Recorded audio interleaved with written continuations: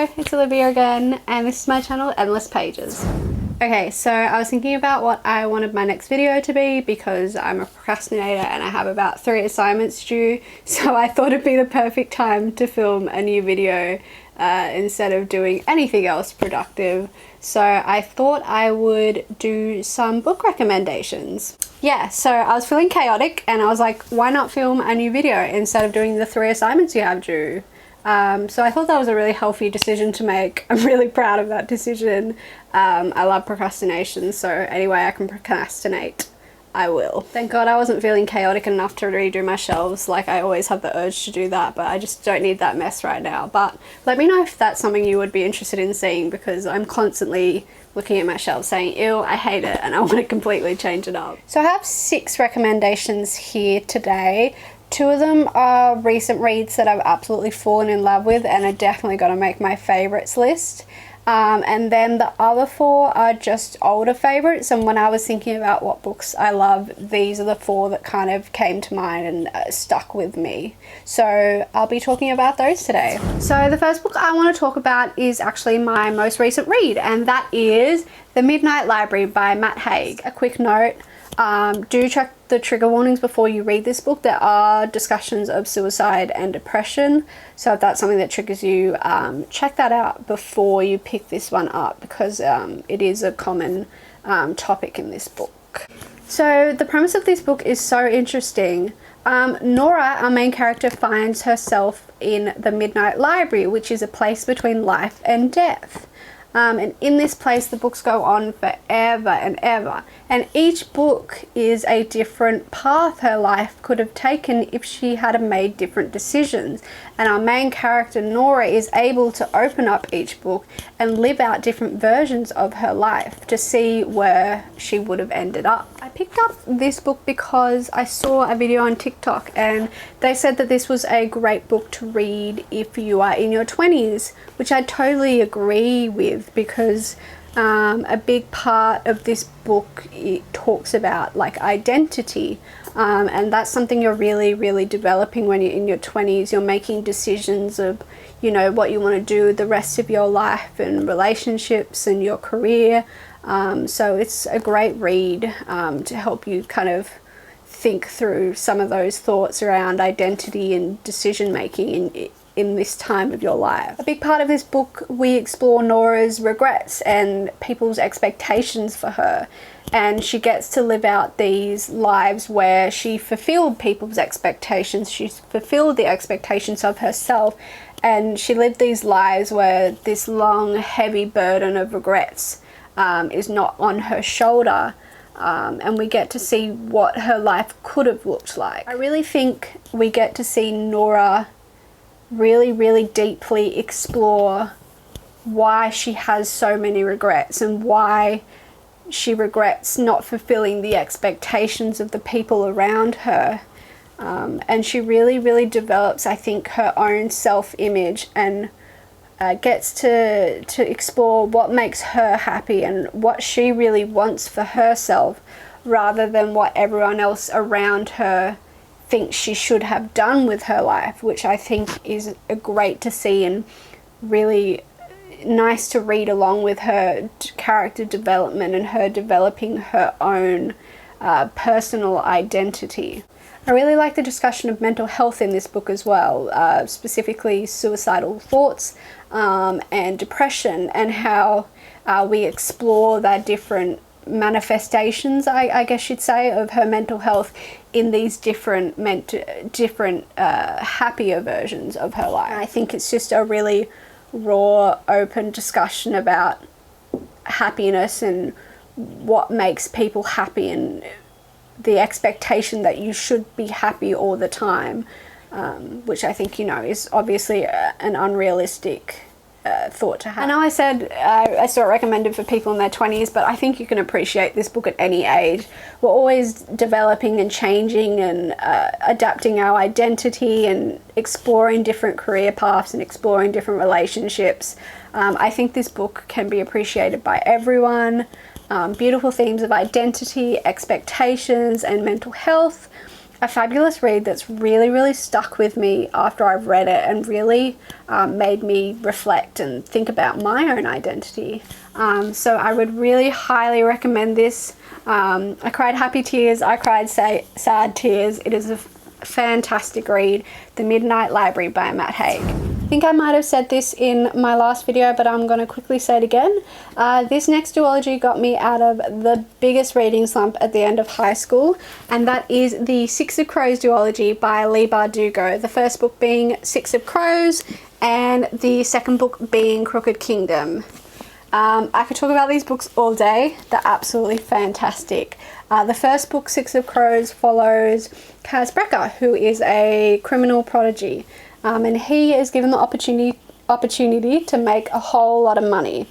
But first he has to do an impossible heist, break into the ice court, which has never been done before, and retrieve a hostage. But Kaz is going to need a team to do this, and he knows just the people. So this book is from multiple perspectives, so you read from every member of the team throughout the whole book, which I think I said again in my last video. I'm a huge fan of multiple POVs in books. I really feel like in a lot of books side characters are underwhelmed and not liked as much because you really don't get to see their perspective and you don't get to see their development because you don't hear from them. But in books like Six of Crows, where there's multiple perspectives, you really get an understanding of how they feel about all the situations, and you get to see their development and you get to see their relationships so much better, I think, when you're hearing from all sides. And I think it's a good way to do it because there's such a big main cast that to do all the characters justice, you really need to do multiple point of view. So, Six of Crows duology is a young adult fantasy. It also has one of my favourite tropes, found family, which is so fun to read, and the characters just have a really great, strong relationships and great band. Like I said before, the characters are so well developed in this book. I think a lot of people read Six of Crows.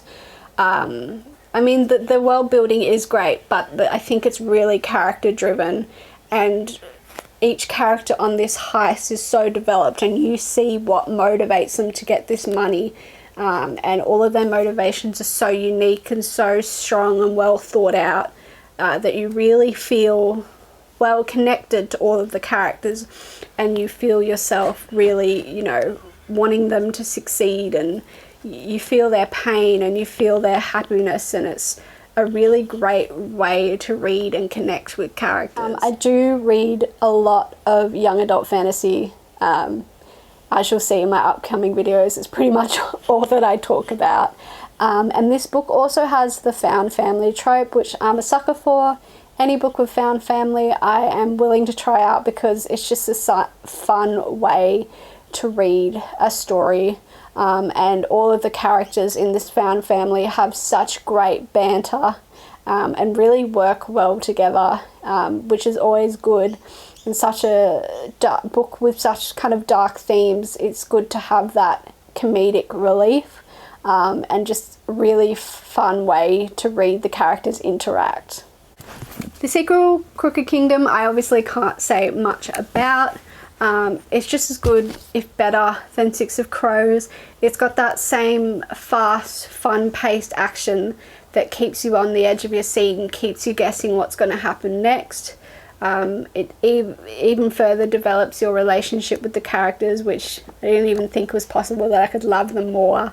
But Crooked Kingdom proved that wrong. I fell even more in love with the character. I think I especially loved these books in my reading slump because it was so fast-paced. I know sometimes I can get a bit slumpy when I read like a slow burn book.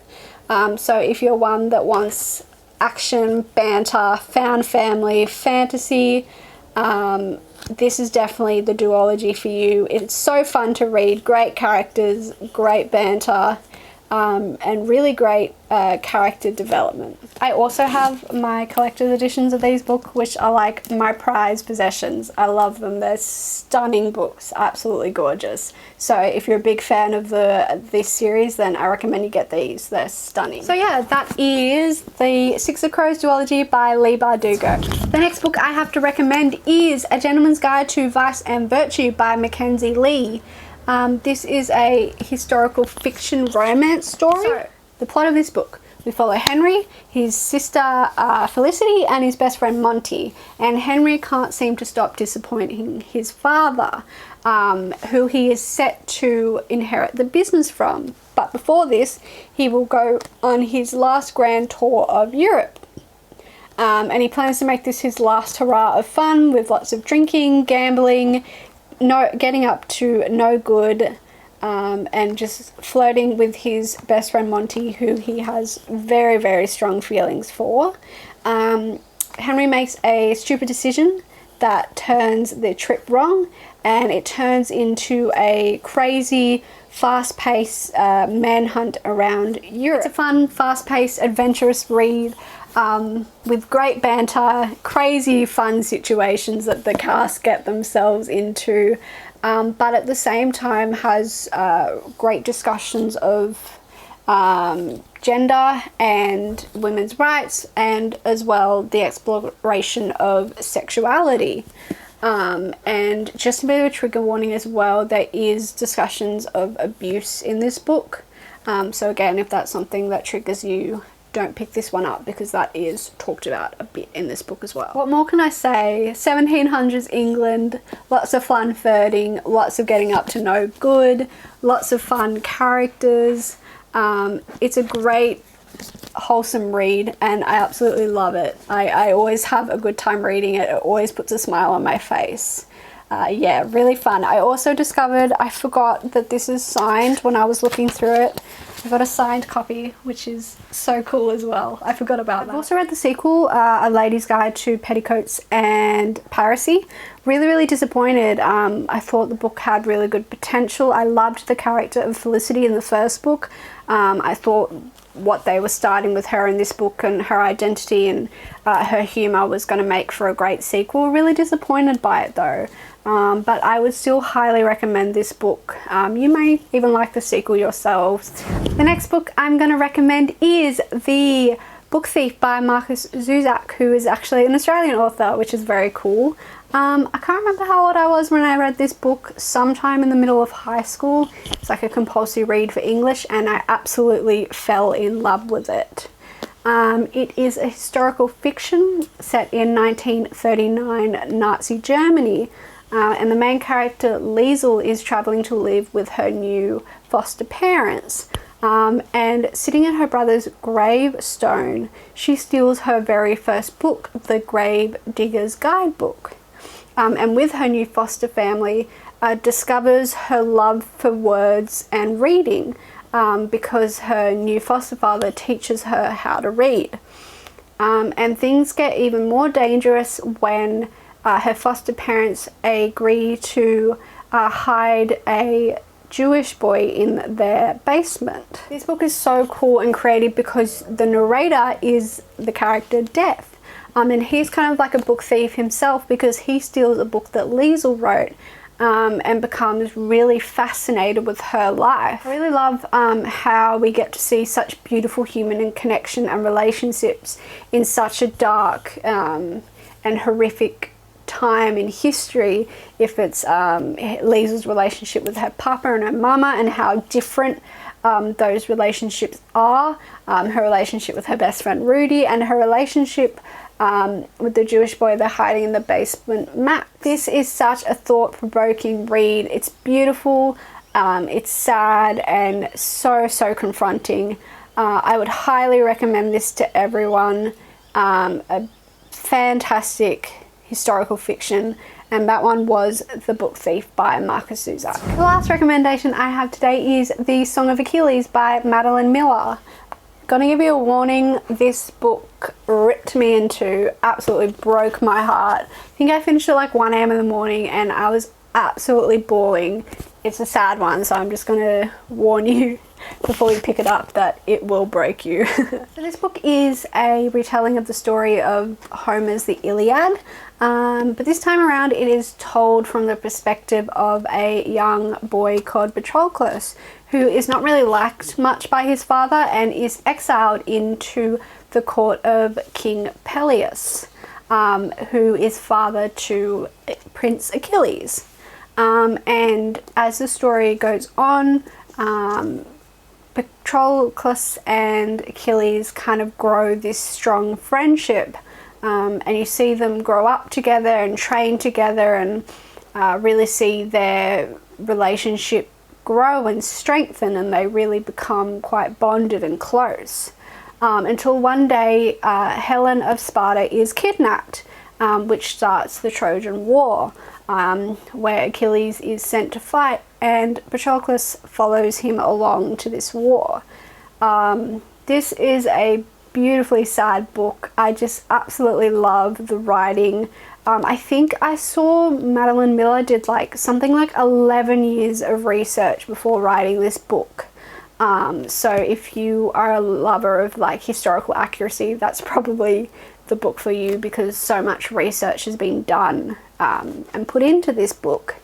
And it starts a beautiful story between Patroclus and Achilles, and I really love reading from Patroclus's perspective, because you see him kind of grow into his own person and really get to develop his own identity outside of the gaze of his father, and you really see him become his own person and explore his sexuality.